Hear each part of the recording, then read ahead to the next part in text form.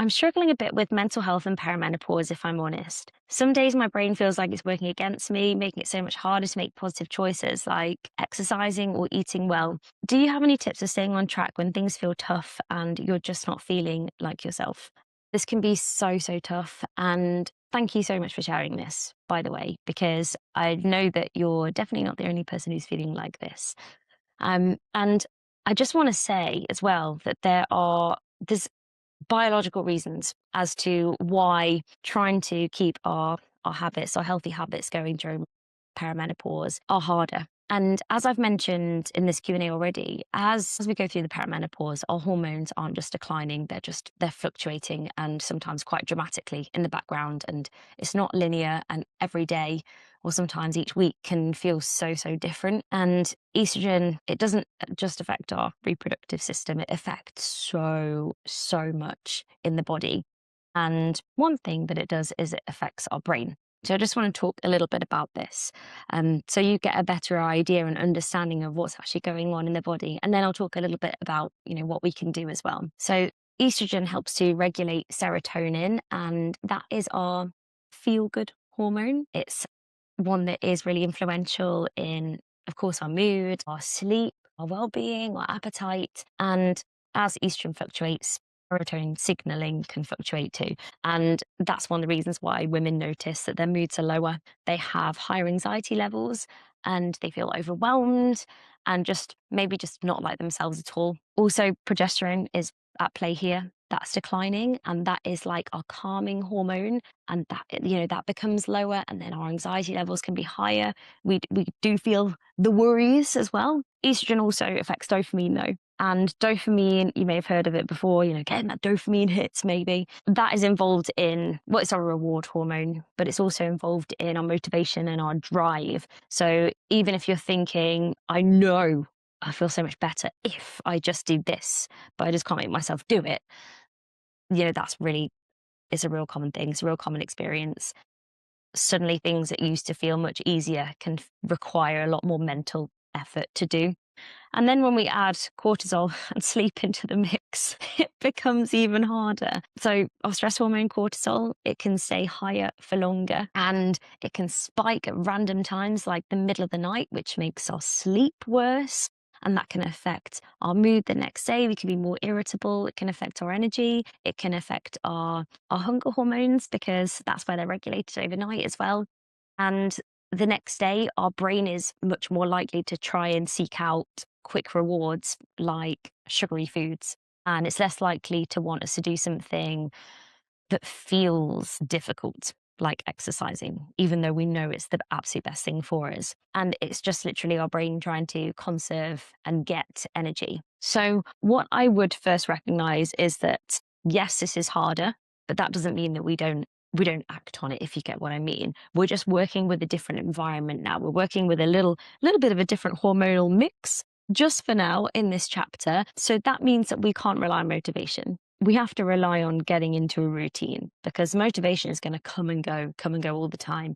And our routine and our habits, they're the things that are going to carry us through. So first thing is just lower the bar. One of the biggest mistakes I see is women raising the bar way too high.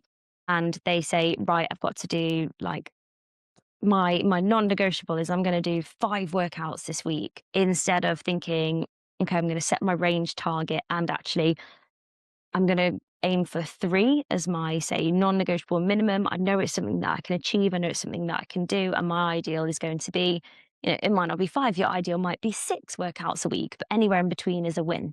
And sometimes it's just about asking yourself, if you've had a day where you've had rubbish night's sleep, you feel like your stress levels are so high, you know that doing something may make you feel better, but you can't seem to make yourself do it. Just ask yourself, okay, well, what's the smallest thing I can do today? And maybe it's not a 20-minute session.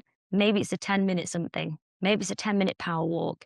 Maybe it's a 10-minute stretch. But more often than not, once you started doing it, you'll want to keep going, because the thought of doing it is way worse than actually doing it itself. When you do it, actually, and I stand by this very strongly, the only workout you ever regret is the one you didn't do. Another thing as well is when we already feel drained and the brain feels overwhelmed, every single decision seems to take energy. So healthy choices are going to feel challenging as well. So what we need to do is make it easy for ourselves. So lay your workout clothes out the night before. So you literally have to step over them or step straight into them. When you're feeling good, when you're making a big meal, batch cook or batch cook anything you can, even if it's the veggies or the potatoes or the chicken, whatever it might be, batch cook. Keep high protein snacks in the cupboard, in the fridge, in front of everything else, and make it easy. And then be serious with your workouts and treat them like appointments. Just like we'd show up to the hairdressers, just like we'd show up to the dentist, we need to show up to ourselves because we are number one. So making sure that you plan them in your workout journals each week, bearing in mind your range target. And you might even want to put that in notes as a reminder. Okay, non-negotiable minimum, here's my 3 that are my non-negotiables. And then you've got your ideal planned, but you've got that there in your notes. So you know, and it's a reminder. And it's like a permission slip as well. You know, if we have a week that just completely unfolds, then it's there. And one thing that I would always say is exercise is, it's like a big hug. It really is.